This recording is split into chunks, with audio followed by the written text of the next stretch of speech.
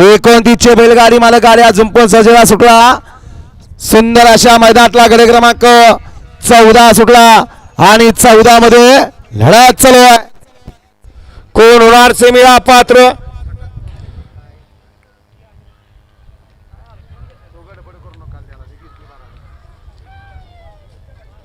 अतिशय सुंदर.